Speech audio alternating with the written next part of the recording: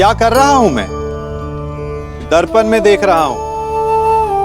आप लोग भी प्रतिदिन देखते होंगे, परंतु प्रतिदिन अपना मुख देखने के बाद भी उस पर लिखी एक बड़ी सीख देखना भूल जाते हैं। अब आप कहेंगे कैसी सीख? तो जाइए, एक बार फिर से दर्पण के सामने जाइए और मुख खोलकर देखिए, क्या दिखेगा? दंत पंक्ति और जीभा, है ना? अब विचार कीजिए, दंत जन्म के पश्चात आते हैं, एक नहीं 2 बार आते हैं, परंतु मृत्यु से पूर्व नष्ट हो जाते हैं। और जीभा जन्म से पहले से होती है, परंतु मनुष्य के मृत्यु के पश्चात भी उसके अस्तित्व में रहती है ना आश्चर्य की बात? दंत कठोर होते हैं, जीभा कोमल, परंतु फिर भी दंत नष्ट हो जाते हैं, जीभा नहीं होती। यही रहस्य है कि हठी और कठोर लोग शीघ्र नष्ट होते हैं और कोमल लचीले आवश्यकता के अनुसार स्वयं में परिवर्तन ला सकने में सक्षम लोगों का ही अस्तित्व रहता है। अर्थात परिस्थितियों के अनुसार स्वयं को लचीला बनाना सीखिए और आपका जीवन सरल हो जाएगा। साम का पिता होने के नाते मुझे यह प्रस्ताव स्वीकार होगा।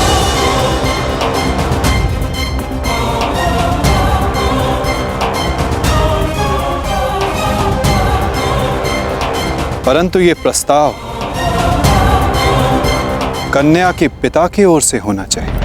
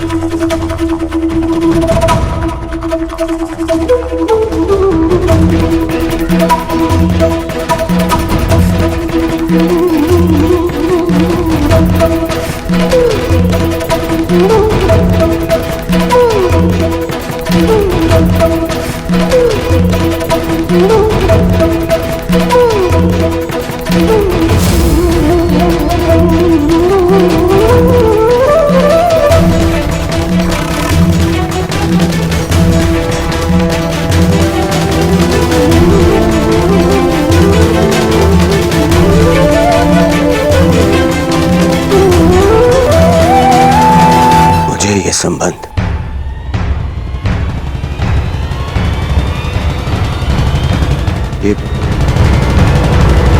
ये संबंध स्वीकार है।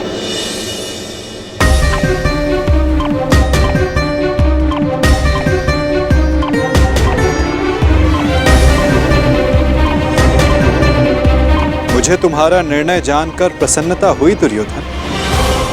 शुभस्य शीघ्र। अब चलो विवाह का प्रबंध करते हैं।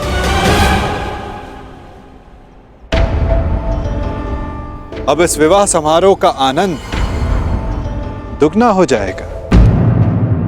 निस्संदेह वासुदेव, निस्संदेह, क्योंकि ये केवल सांब और लक्ष्मणा का विवाह नहीं, बल्कि द्वारका और हस्तिनापुर का मिलन भी सिद्ध होगा।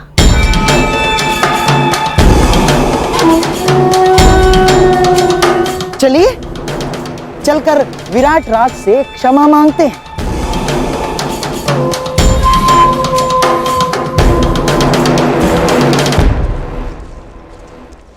देखा दुर्योधन,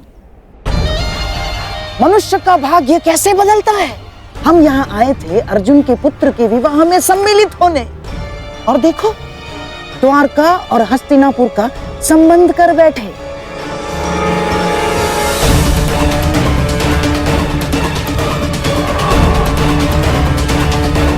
दुर्योधन, शत्रु को केवल युद्ध में पराजित नहीं किया जाता, शत्रु के मित्रों को अपने पक्ष में कर लेना भी उसकी पराजय होती है।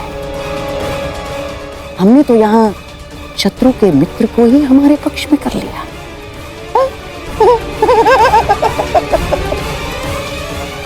अब द्वारका और हस्तिनापुर संबंधी हो गए हैं। अब मुझे किसी युद्ध की चिंता नहीं ना।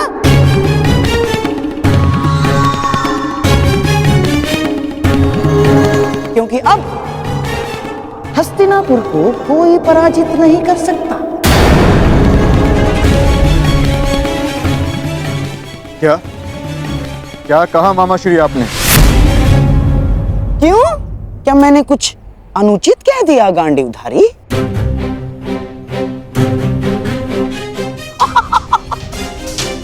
वासुदेव, आप ही बताइए ना, जब एक पुत्र अपने पिता का संचित राज्य भोग सकता है, तो क्या पिता अपने पुत्र के कर्मों का फल नहीं भोग सकता? वासुदेव,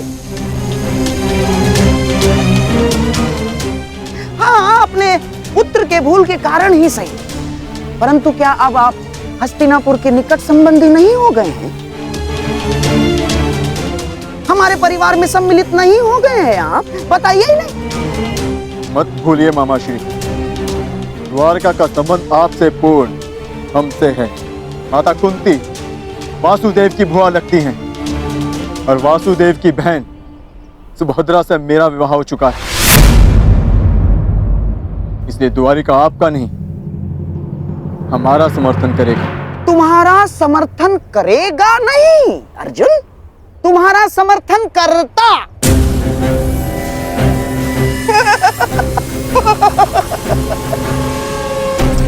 यदि लक्ष्मणा का विवाह शाम के साथ निश्चित नहीं हुआ होता तो अर्जुन, परंतु अब द्वारका केवल और केवल हस्तिनापुर का साथ देगा, क्योंकि एक राज्य दो पक्षों का समर्थन नहीं कर सकता अर्जुन। अपनी जीवा पर वश रखो गांधाराज। अपनी जीवा को वश में रखो गांधाराज। इतने क्रोधित क्यों हो रहे हो भीम? कोई आवश्यकता नहीं है। क्रोध तुम्हारी प्रकृति के लिए अच्छा नहीं है। अरे, तुम्हारे भतीजे का विवाह है, खाओ पियो आनंद मनाओ। और रही बात समर्थन की, तो द्वारका किसे समर्थन देगा, किसे नहीं, ये हम स्वयं द्वारका पर ही छोड़ देते हैं।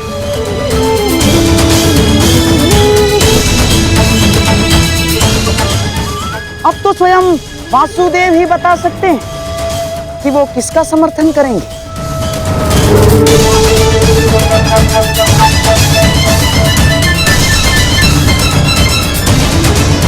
बताइए द्वारकाधीश। द्वारका निष्पक्ष रहेगा। दोनों पक्ष में से द्वारका किसी का भी समर्थन नहीं करेगा।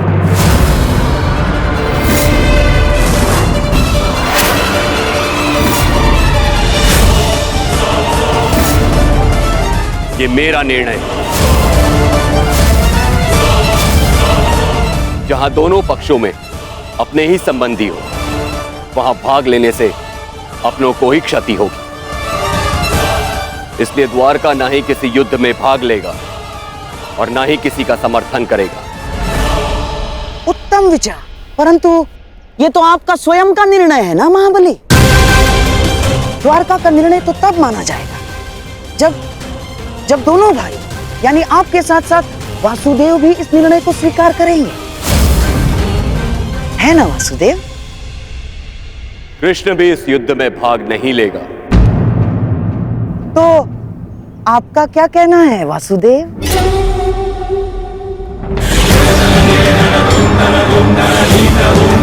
मैं दाऊ से अलग कहाँ हूं गांधार राज। जो दाऊ की आज्ञा वही मेरी भी इच्छा।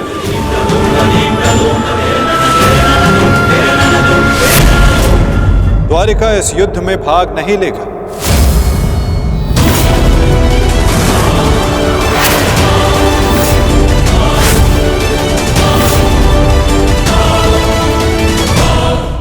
द्वारिका इस युद्ध में भाग नहीं लेगा।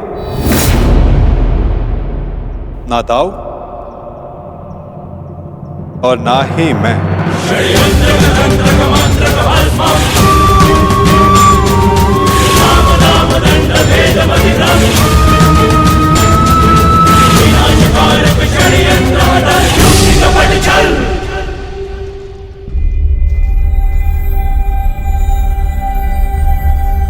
कैसी रही वासुदेव? बहुत ही अच्छी चाल खेली है गांधार राज, और निश्चित रूप से इस बार विजय भी आप ही की हुई।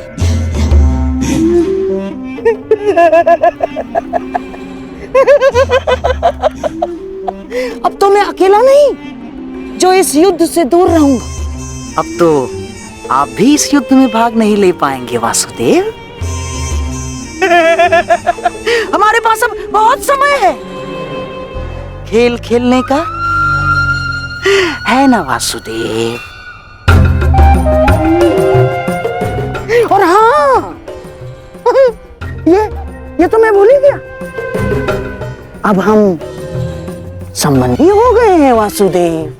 और कन्या पक्ष के लोग वर पक्ष को कुछ उपहार देते हैं, कुछ भेंट देते हैं। मैं आपको ऐसी भेंट दूंगा जो आपको समय बिताने के लिए काम आएगी वासुदेव।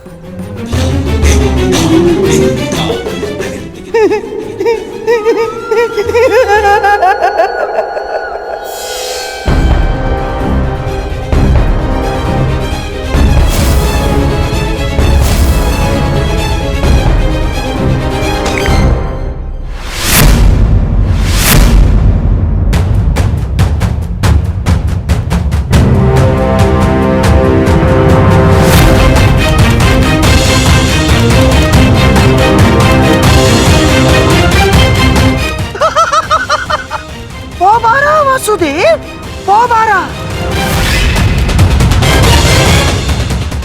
ये भेंट सदैव आपको अपनी पराजय स्मरण कराती रहेगी वासुदेव।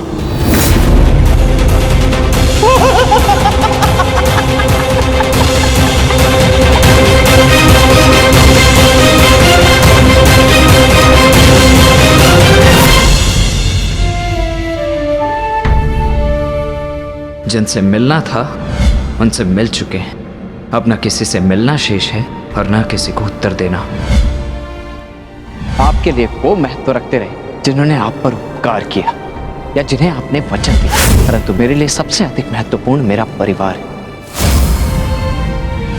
ईश्वर से प्रार्थना है कि अब जब कभी भी हम एक दूसरे के सामने आए तो एक दूसरे के विपक्ष में ना हो, क्योंकि यदि ऐसा हुआ तो हम दोनों में से कोई एक ही जीवित बचेगा।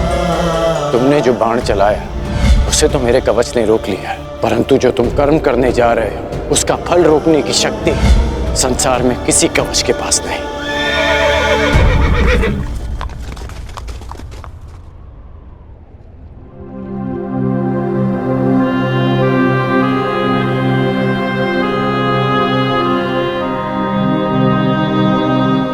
तुम यहाँ क्या कर रहे हो पुत्र?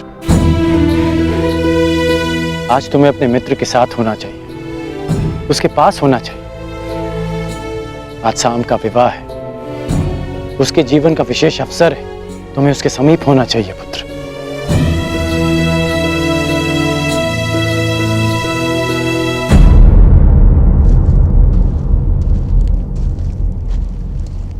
वृषसेन,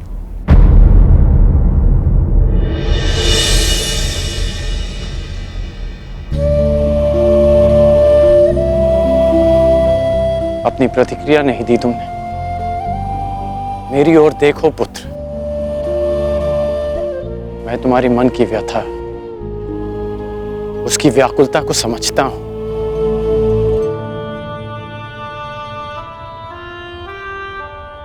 क्योंकक्योंकि मैं भी उन्हीं परिस्थितियों से, उसी मार्ग से निकला हूं जिस मार्ग पर तुम अपना पहला पग रख रहे हो।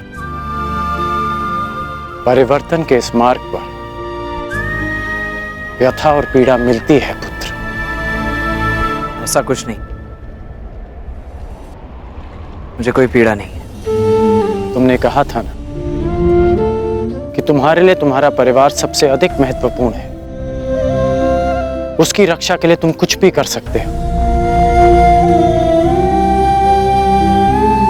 शाम को तुम अपने परिवार का हिस्सा ही मानते हो ना।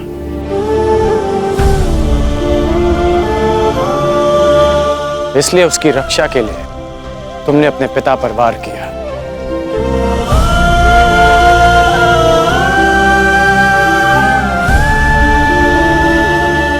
यदि एक पिता की दृष्टि से देखूं तो बहुत दुख पहुंचाता है मुझे,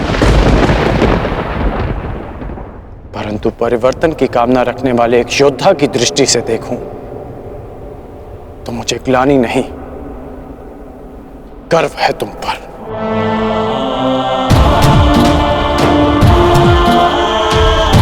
जो दुख और पीड़ा तुम अभी अनुभव कर रहे हो, वही दुख, वही पीड़ा मैं अनुभव कर चुका हूं पुत्र। जब मैं अपने प्रियजनों को छोड़कर परिवर्तन के मार्ग पर चला गया, परंतु मुझे प्रसन्नता है कि तुमने अपने पिता से अधिक अपने कर्तव्य को महत्व दिया। मेरी तरह तुम भी अपने वचन के, अपने कर्तव्य के पक्ष में खड़े हो, परिवर्तन के पक्ष में खड़े हो।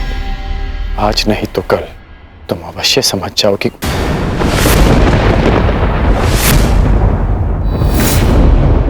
प्रसन्न होने की आवश्यकता नहीं। मैं आपकी भांति नहीं और ना ही आपके किसी भी तर्क से सहमत हूं।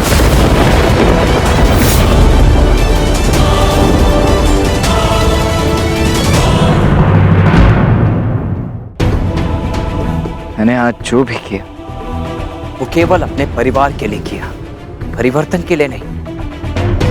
क्योंकि कुमार साम मेरे मित्र हैं, मेरे परिवार हैं। और हाँ, स्मरण कराने के लिए धन्यवाद। इस समय मुझे कुमार साम के पास होना चाहिए। प्रणिपात।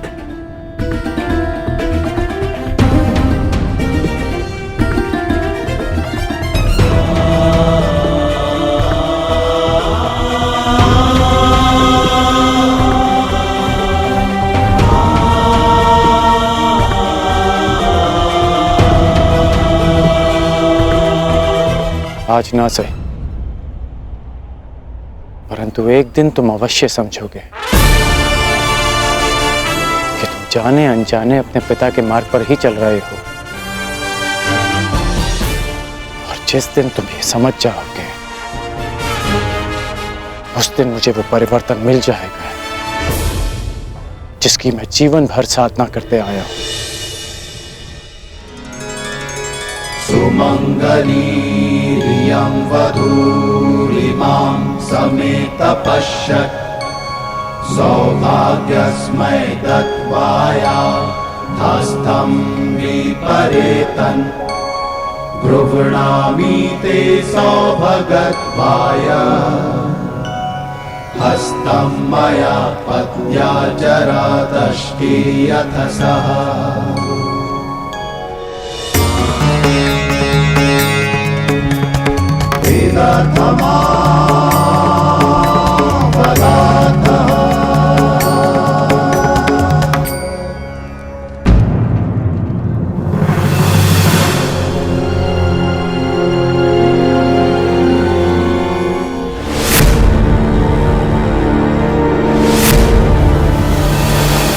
अपनी शत्रुता के कारण अपनी बच्ची का मन तोड़ना कहाँ का न्याय है दुर्योधन?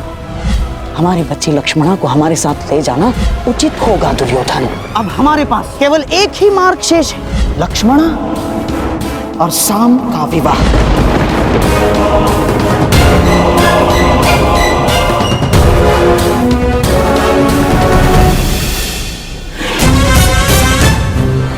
दुर्योधन को क्या हो गया है?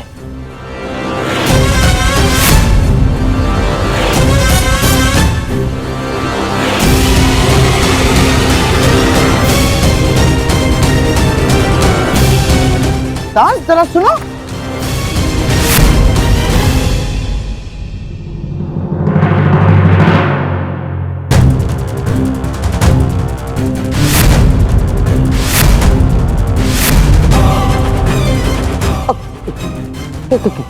क्या क्या क्या हुआ दुर्योधन?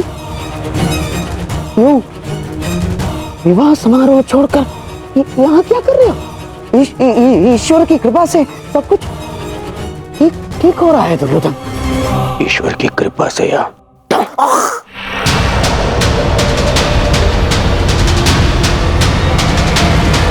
आपके छल से ममश्री।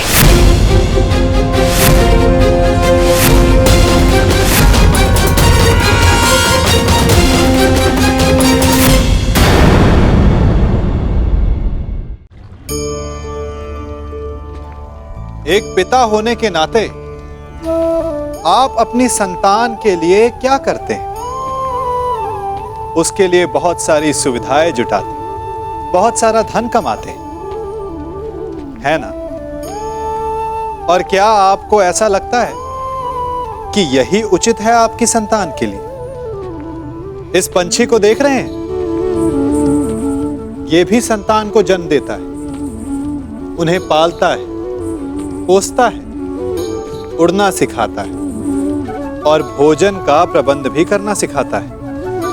परंतु उनके बड़े हो जाने के बाद उनके लिए अलग से घोंसला नहीं बनाता। क्यों? क्योंकि यदि इसने संतान को सब कुछ करके दे दिया तो संतान क्या करेगी? वो अपनी संतान को तब तक भोजन कराता है जब तक उसकी संतान स्वयं भोजन का प्रबंध करने में सक्षम नहीं हो जाती। और उसका लाभ यह मिलता है कि उसी की भांति उसकी संतान आत्मनिर्भर बनती है। इसलिए अपनी संतान को उतनी ही सुविधाएं दें जितनी आवश्यक हैं। मोह को त्यागें। आपका उनसे मोह उन्हें कभी आत्मनिर्भर नहीं बनने देगा। अपनी संतान को कर्म करना सिखाइए। यदि आपकी संतान कर्म करना सीख गई तो वो धन स्वयं कमा लेगी, और यदि वो आलसी अकर्मण्य बन बैठी तो आपके संचित धन का भी नाश कर देगी। ईश्वर की कृपा से सब कुछ ठीक हो रहा है दुर्योधन। ईश्वर की कृपा से या आपके छल से ममश्री।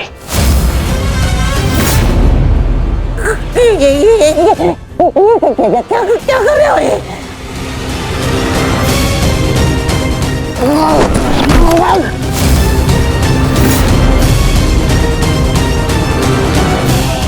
पहले स्मरण कीजिए कि मैंने क्या कहा था।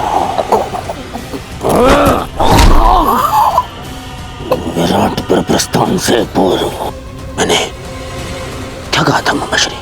क्या करो? अपने मामा पर प्रहार कर रहे हो? और जो आपने मेरे पुत्री के साथ में किया वो क्या था? मैंने कहा था कि मामाश्री मेरी पुत्री है, वो उसे अपने षड्यंत्र में सम्मिलित मत करना। स्मरण है। कहा था कि दुर्योधन की पुत्री है, वो आपके चौसर का मेरू नहीं। स्मरण है।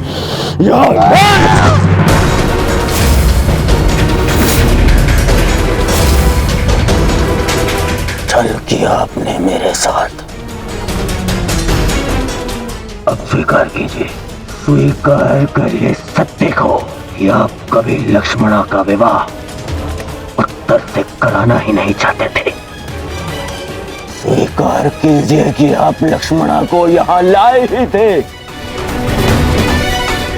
ताकि आप उसका विवाह उनके साथ कराने की योजना बना सके। जो कुछ हुआ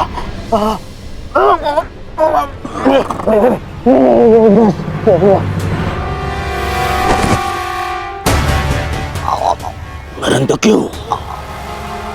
आपसे अच्छा कोई नहीं जानता कि मैं कृष्ण से कितनी घृणा करता हूं। फिर भी आपने मेरी पुत्री का विवाह उस रणछोड़ के पुत्र से करवाने की योजना बनाई।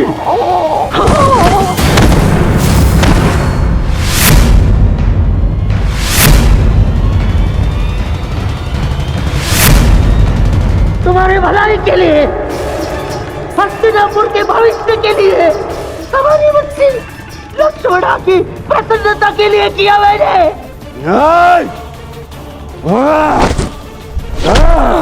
बस मुझे बहुत ठेस पहुंची है दुर्योधन।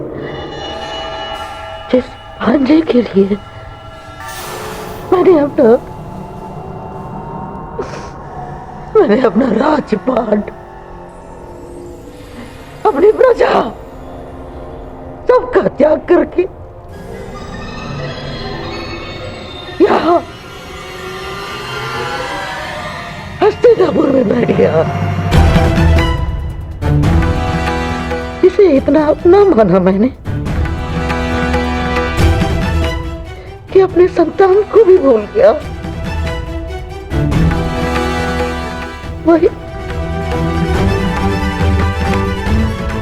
वही आज मेरे प्राण लेने निकला। दुर्योधन, मैंने ये सब इसलिए किया कि होने वाले महायुद्ध में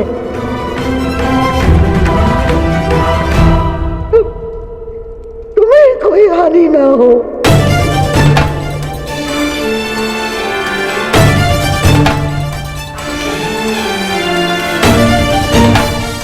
ऐसे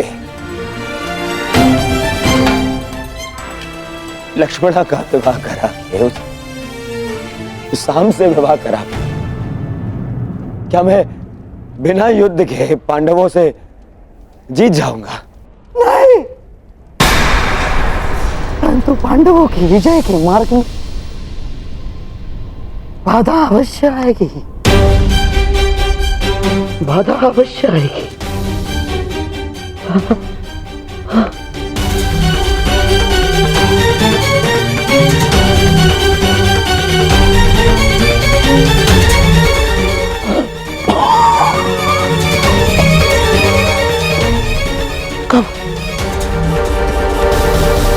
कब समझोगे तुम?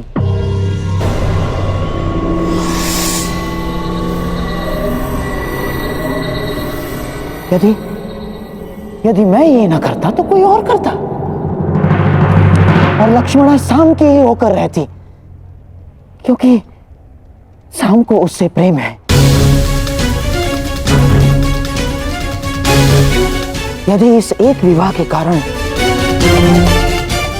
हमारे बच्चे लक्ष्मणा के जीवन में आनंद और तुम्हारे चरणों में विजय, तो क्या बुराई है? यदि मेरे भांजे और नातिन का भविष्य इस एक विवाह के कारण सुरक्षित है तो क्यों नहीं? देखा ना तुमने, वासुदेव यदि हमारा साथ नहीं देंगे तो उन पांडवों का भी नहीं। अब हमें बलराम समेत किसी भी यादव योद्धा का भय नहीं, और ना द्वारका की नारायणी सेना का। दुर्योधन, अब इस युद्ध में हस्तिनापुर की विजय निश्चित है तो केवल इस विवाह के कारण।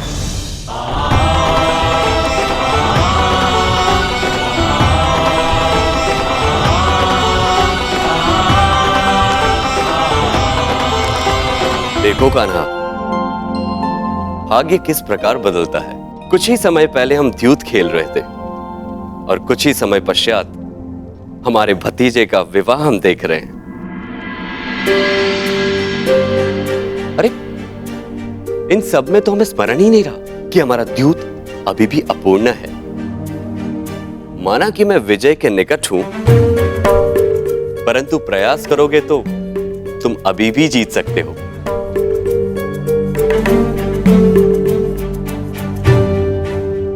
क्षमा चाहता हूं दाऊ, परंतु ये दाव भी मैं पूर्ण नहीं कर पाऊंगा। क्यों? क्या हुआ? चूंकि महायुद्ध की भांति हमारे दाव की स्थिति भी विकट है, और विकट स्थिति में भाग नहीं लेना चाहिए। इसका आदेश आपने ही मुझे दिया है ना दाऊ?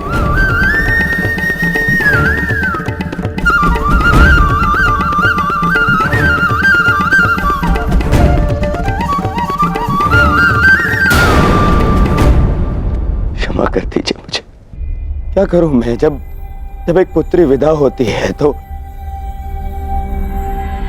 उसके पिता के आंखों में अश्रु होते हैं, परंतु मेरी इन आंखों में अश्रु है क्योंकि मुझे मेरे शत्रु के समक्ष झुकना पड़ा।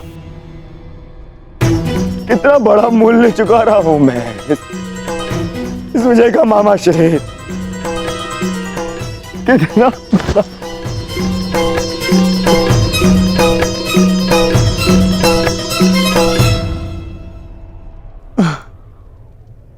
संसार में ऐसा कुछ भी नहीं दुर्योधन जो बिना मूल्य चुकाए मिल जाए।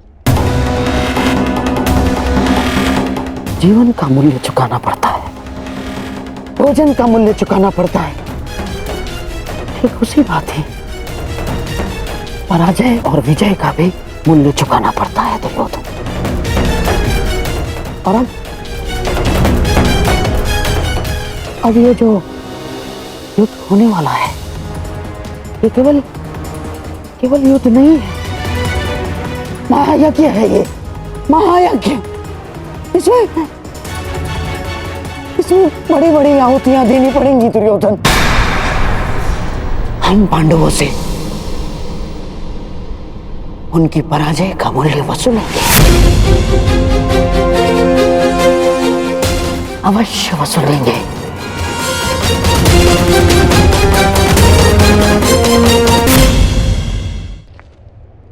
कान्हा,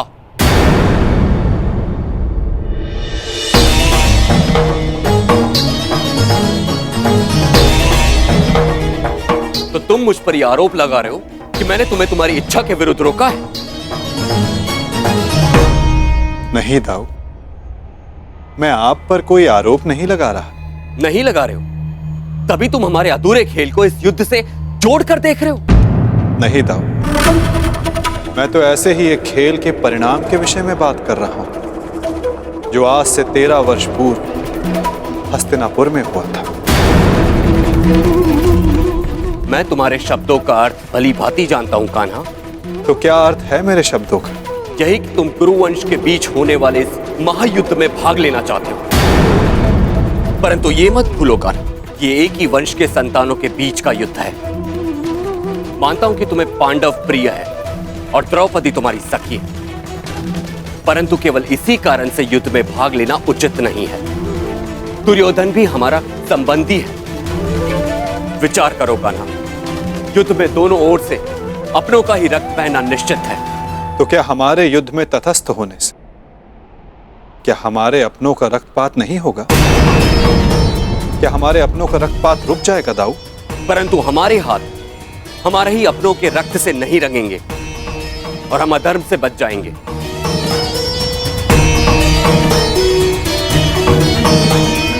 हाँ दाऊ, हमारे युद्ध में तटस्थ रहने से हम इस रक्तपात से अवश्य बच जाएंगे, परंतु क्या हम उनकी रक्षा कर पाएंगे जिनकी रक्षा करना धर्म की मांग है?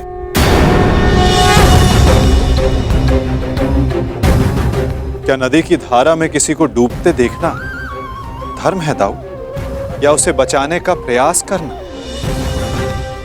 यदि धारा को बदलना है तो वस्त्र के भीगने का भय त्यागना पड़ता है।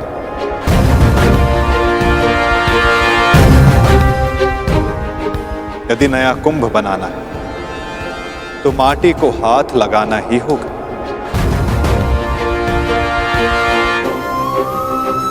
आप तो योद्धा हो दाऊ, क्या व्यू से बाहर रहकर व्यू को भेदा जा सकता है? यदि अधर्म का नाश करना है तो धर्म का पक्ष लेना ही होगा, क्योंकि धर्म युद्ध में अपना धर्म ना निभाना भी अधर्म ही होगा ना दाऊ। हमने पहले भी अपने संबंधी के रक्त से अपने हाथों को रंगा है ताकि निर्दोष जनों रक्त के अश्रु ना बहाने पड़े। मामा का स्मरण है ना दाऊ? जो भी होगा ना, मैं इस युद्ध में भाग नहीं लूंगा। मैं आपको इस युद्ध में सम्मिलित होने के लिए बाध्य कर भी नहीं रहा हूं दाऊ। आपके निर्णय का पालन कर, आपके वचन का मान रखना मेरा धर्म है, जिसे मैं पूर्ण अवश्य करूंगा दाऊ।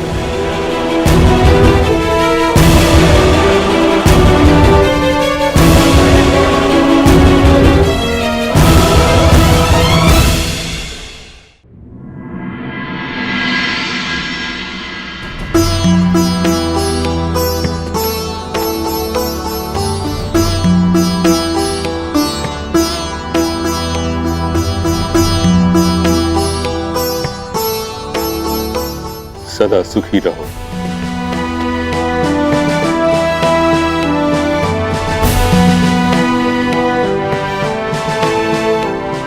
पुत्रवती भव।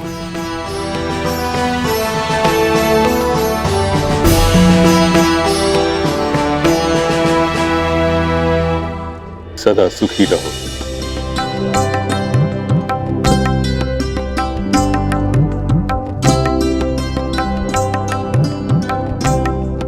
पुत्रवती भव।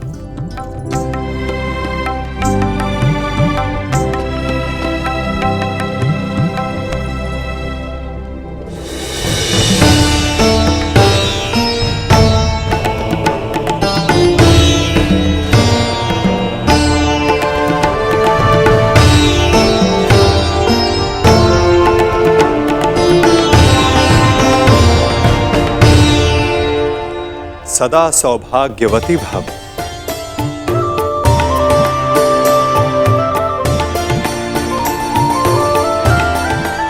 पुत्री लक्ष्मणा, मुझे बहुत प्रसन्नता हुई कि तुम्हारे पिता ने कन्या की स्वतंत्रता का मान रखा।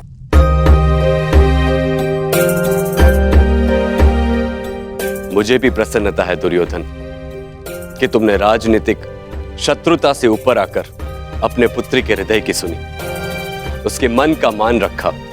संसार में हर किसी को अपना जीवन साथी चुनने का और अपने भविष्य के लिए निर्णय लेने का अधिकार है।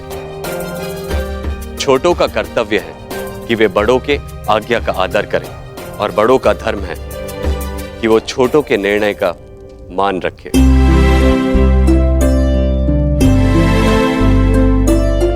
और मैं भी आज यही करने जा रहा हूं।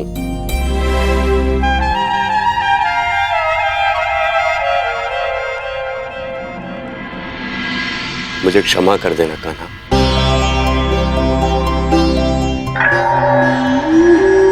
मैंने अपने अधिकार का अतिक्रमण किया। तुम्हारी ओर से मुझे निर्णय लेने का कोई अधिकार नहीं था।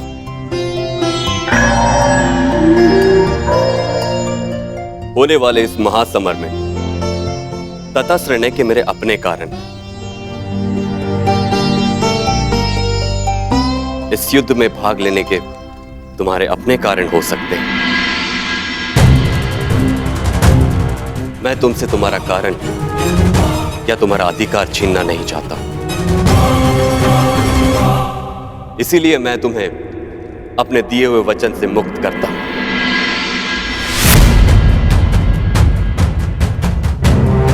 और युद्ध में तुम्हें किस पक्ष में जाना है, उसका निर्णय तुम स्वयं ले सकते हो।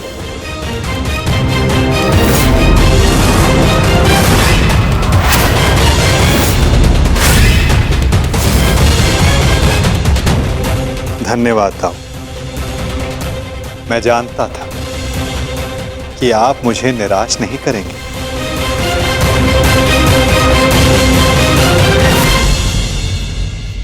वासुदेव, हम दोनों ही आपके संबंधी हैं। आप किसके पक्ष में रहेंगे?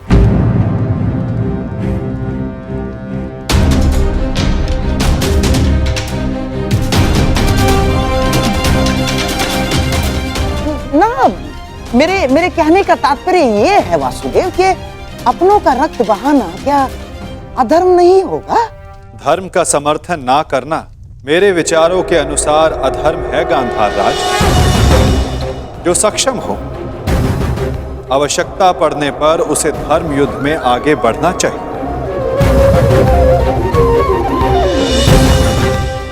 और मैं इस धर्म युद्ध में सम्मिलित होऊंगा।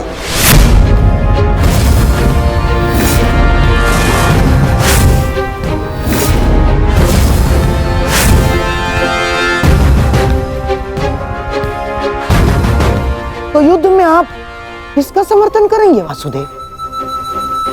हमारा या पांडवों का?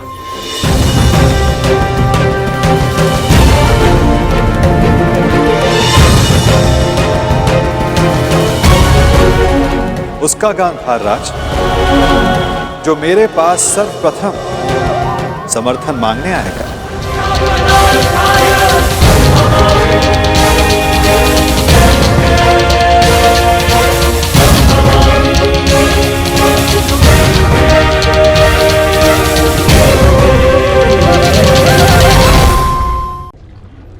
संबंध एक सहारा होता है जीवन का, और संबंधी वो होते हैं जिनसे आवश्यकता पड़ने पर सहायता मांगी जा सके, जिन पर विश्वास किया जा सके कि बुरे समय में वो हमारे काम आएंगे। कभी ऐसा भी हुआ होगा कि आपके पास कोई सहायता मांगने आया हो, या ऐसा भी हो सकता है कि आप किसी के पास सहायता मांगने गए हो। परंतु प्रश्न ये उठता है कि क्या केवल किसी के मंतव्य में उसकी सहायता इसीलिए कर देनी चाहिए क्योंकि वो आपका संबंधी है? अब आप कहेंगे कि ये कैसा प्रश्न हुआ? तनिक सोचिए, एक अस्त्र बनाने वाला जब अस्त्र बनाता है तो ये अस्त्र किसको देना है उसका अधिकार उसी के पास होता है। वो चाहे तो ये अस्त्र किसी को भी दे सकता है, वो एक सैनिक को भी दे सकता है या एक डाकू को भी, और यही अस्त्र दो भिन्न कार्य कर सकती है। यदि डाकू के हाथों में आ गई तो उसका भय दिखाकर वो लोगों को लूटेगा, निरपराधों का रक्त बहाएगा। सहायता करने वाले की भी अवस्था ऐसी ही होती है। इसलिए किसी की सहायता करने से पूर्व यह विचार कर लेना आवश्यक है कि किसे क्या, कब और कितनी सहायता देनी चाहिए कि उसका दुरुपयोग ना हो। यदि आपकी सहायता से कोई अधर्म हुआ तो उसके उत्तरदायी आप ही होंगे। तो युद्ध में आप किसका समर्थन करेंगे वासुदेव? हमारा या पांडवों का?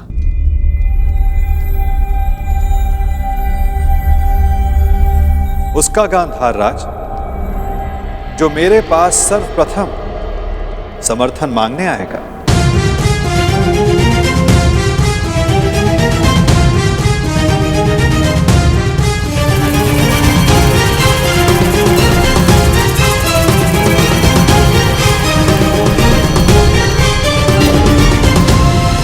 आगे बढ़ो दुर्योधन।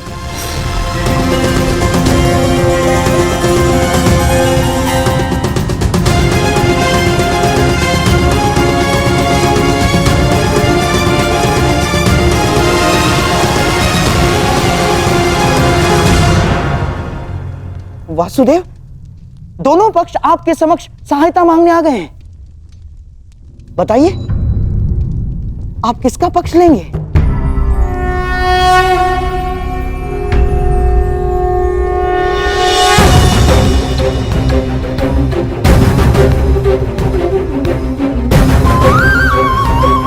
ये विचारों की सहायता नहीं है गांधार राज, ये युद्ध के लिए मांगे जाने वाली सहायता है जो मुझसे नहीं द्वारिका से मांगी जा रही है।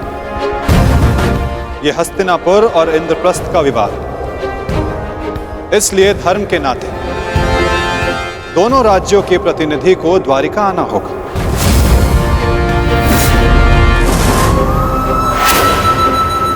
और जो सबसे पहले द्वारिका आकर मुझसे समर्थन मांगेगा वो महाभारत में मुझे अपने साथ खड़ा पाएगा।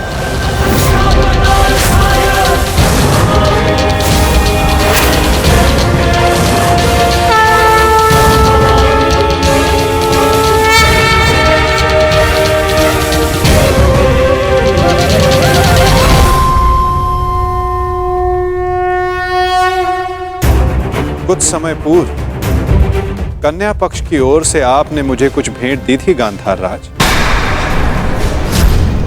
ये भेंट सदैव आपको अपनी पराजय स्मरण कराती रहेगी वासुदेव। परंतु अब उसकी कोई आवश्यकता नहीं, क्योंकि युद्ध में सम्मिलित होने के बाद उन पासों का मेरे लिए कोई महत्व नहीं रह जाता।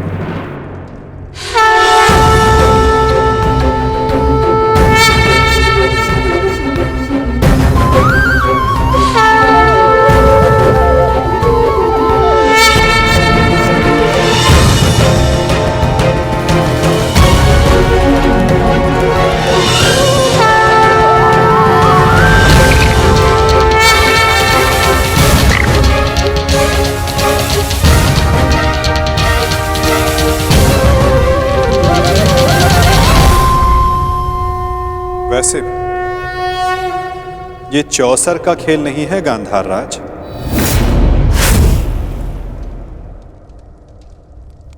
ये एक महायुद्ध है जिसके अंक केवल पौ 12 तक सीमित नहीं रहने वाले।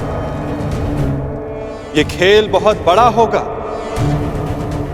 जिसका आरंभ शंखनाद से होगा और अंत शस्त्र संधान से।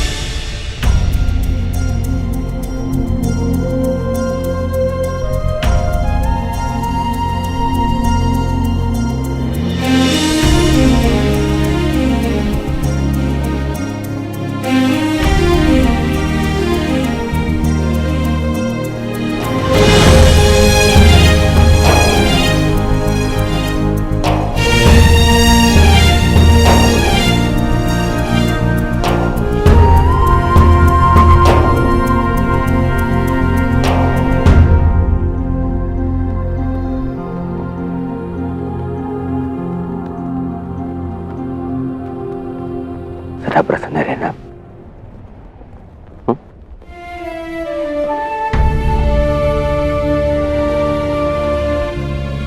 तुम्हें उसकी चिंता करने की कोई आवश्यकता नहीं है युवराज दुर्योधन।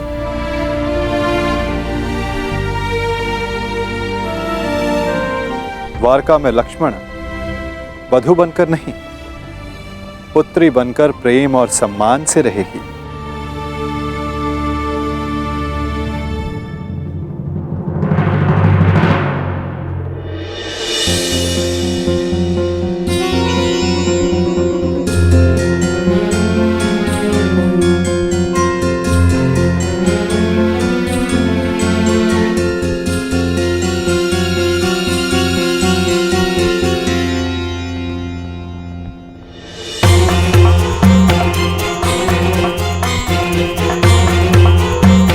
लगता है दुर्योधन विवाह की रीतियों को पूर्ण करने में थोड़ा संकोच कर रहा है।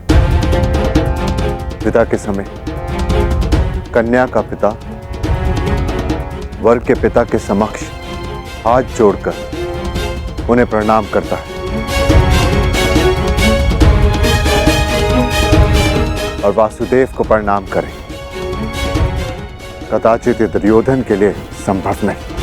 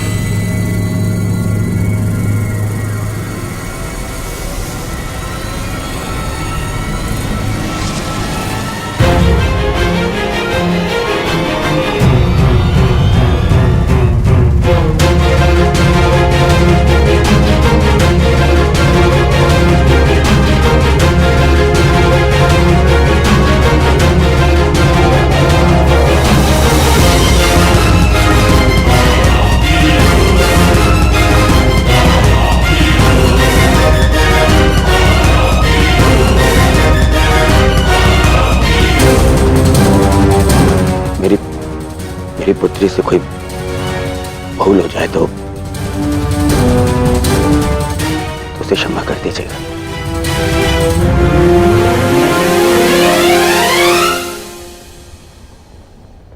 तुम्हें ये कहने की कोई आवश्यकता नहीं दुर्योधन।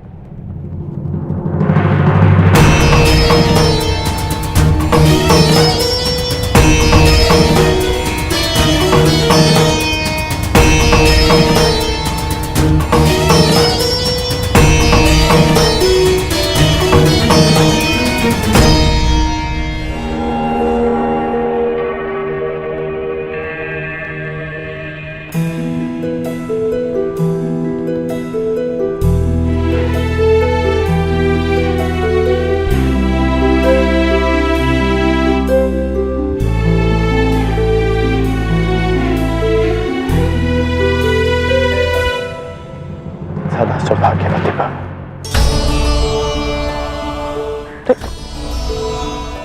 ये क्या कर रही हो तुम? मांगने वाले को देने वाले के चरणों में झुकना ही पड़ता है ना काकाश्री। क्या मैं आपसे कुछ मांग सकती हूँ? अवश्य पुत्री। सदैव के भांति पिताश्री का साथ दीजिएगा, उनका ख्याल रखिएगा। आप उनके मित्र हैं, उन्हें समझते हैं। इस समय उन्हें सबसे अधिक आपकी आवश्यकता है काकाश्री। मैं तो सदा तुम्हारे पिता के साथ हूं, परंतु जो तुम्हारे पिता ने किया उस युद्ध में, वस्त्रहरण में, मैं उसे क्षमा नहीं कर पाऊंगा।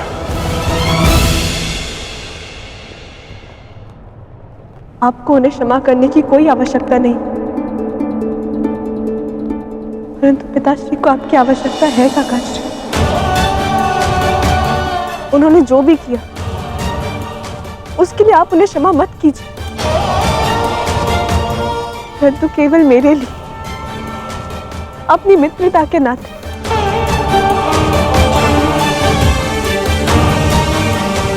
उन्हें एक अवसर और दे दीजिए।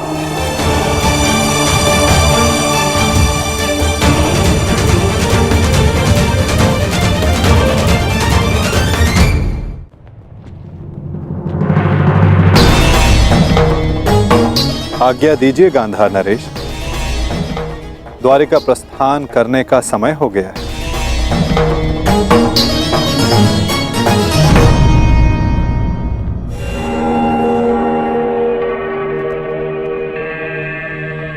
और हां, मुझे प्रतीक्षा रहेगी कि द्वारिका में सर्वप्रथम मेरे समक्ष समर्थन मांगने कौन आएगा।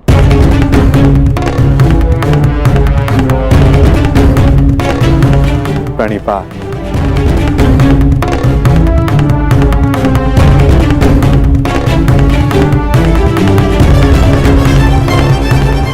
कृष्ण का समर्थन पाने के लिए पांडवों से पूर्व हमें द्वारका पहुंचना होगा, चाहे कुछ भी हो जाए। चाहे कुछ भी हो जाए, वासुदेव कौरव के पक्ष में नहीं जाना चाहिए। चिंता मत करो भाई, वासुदेव का समर्थन हमें ही मिलेगा। दुर्योधन से पूर्व मैं जाऊंगा वासुदेव के पास। तो ठीक है जय, मैं भी आपके साथ चलूंगा। नहीं भी, तुम्हारी आवश्यकता यहां पर है और मैं चाहता हूं कि तुम और अर्जुन यहां रहकर अपने अनुजों और द्रौपदी की रक्षा करो। द्वारका के लिए मैं प्रस्थान करूंगा।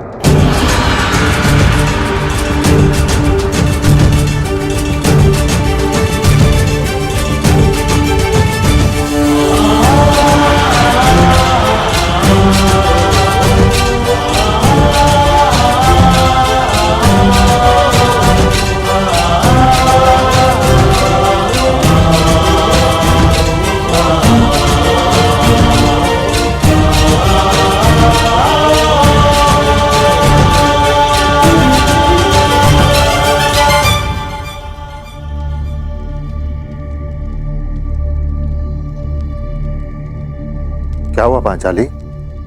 मैं आपकी इस यात्रा में बाधा नहीं बनना चाहती आर्य,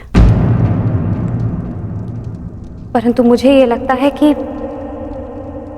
आपका द्वारका जाना उचित नहीं है।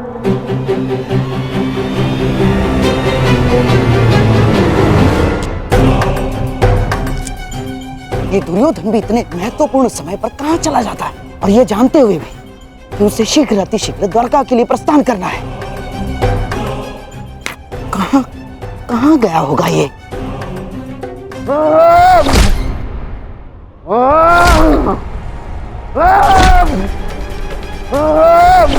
दुर्योधन! दुर्योधन! ये क्या कर रहे हो तुम? स्वयं को चोट क्यों पहुंचा रहे हो दुर्योधन? जो चोट मुझे पहुंची है उसके समक्ष कुछ भी नहीं है। छोड़िए मुझे। अरे पर क्रोध किस पर है तुम्हें? अपने आप के ऊपर है, स्वयं के ऊपर है।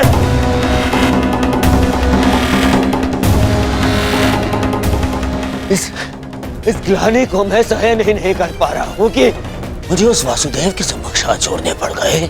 जी यहाँ तो कब ये हाथ जोड़ने पड़ गए। क्रोध पर वश रखो दुर्योधन। ये बौखलाने का समय नहीं है दुर्योधन, संभालो अपने आप को। कैसे संभालूं अपने आप को?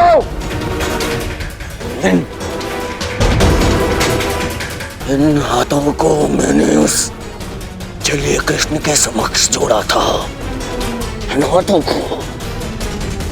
परंतु अब ये भूल दोबारा नहीं होगी। दोबारा नहीं होगी क्योंकि अब इन हाथों का अस्तित्व ही नहीं रहेगा। इन हाथों का अस्तित्व ही मिटा दूंगा मैं। इन हाथों की आवश्यकता है अभी दुर्योधन। युद्ध में शत्रु का वध करने के लिए मूर्ख मत बनो। पर यही हाथ शत्रुओं के सामने जोड़ने पड़े ना मामाश्री। यही हाथ।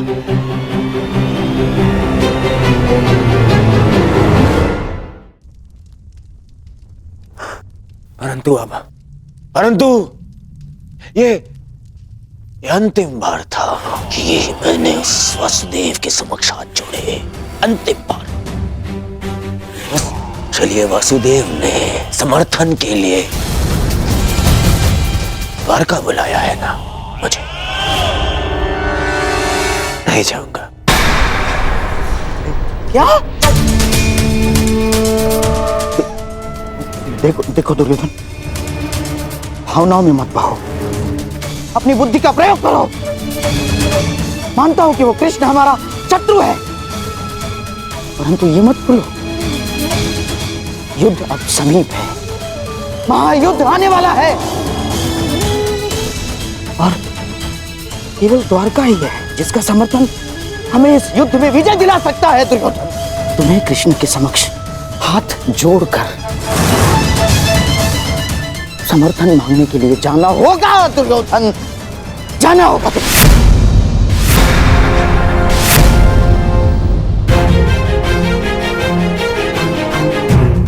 आपने सुना नहीं मैंने क्या कहा? मैंने कहा मैं उस कृष्ण के समक्ष हाथ नहीं छोड़ूंगा। नहीं जाऊंगा तो नहीं जाऊंगा। उसे पांडव को समर्थन देना है ना, दे दे। मैं केवल इतना जानता हूं कि मैं उस कृष्ण से समर्थन की भीख मांगने के लिए नहीं जाऊंगा। परंतु ऐसा क्यों? ज्येष्ठ का द्वारका जाना उचित क्यों नहीं है? इन्हें शीघ्र ही निकलना चाहिए। यदि हम समय पे द्वारका नहीं गए तो दुर्योधन को वासुदेव का समर्थन मिल जाएगा। और तुम ये मत भूलो कि मैं कुछ नहीं भूल रही हूँ वृकोदर, ना अपने खुले केश, ना ही अपनी प्रतिज्ञा और ना ही वो अपमान, और ना ही मैं ये कह रही हूँ कि हम सब द्वारका ना जाएं। मैं केवल ये कह रही हूँ कि आपका द्वारका जाना उचित नहीं है। तो फिर द्वारका कौन जाएगा?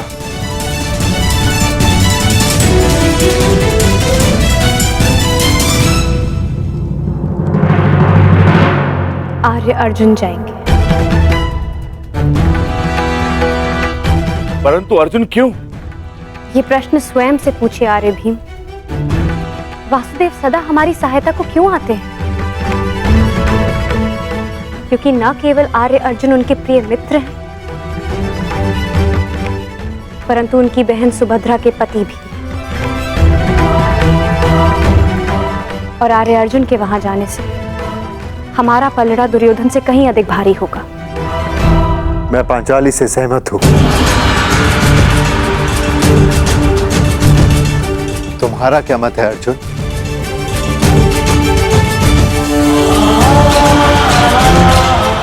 आज्ञा दीजिए ज्येष्ठ, ताकि मैं यात्रा के मंतव्य को कुशलता से पूर्ण कर सकूं।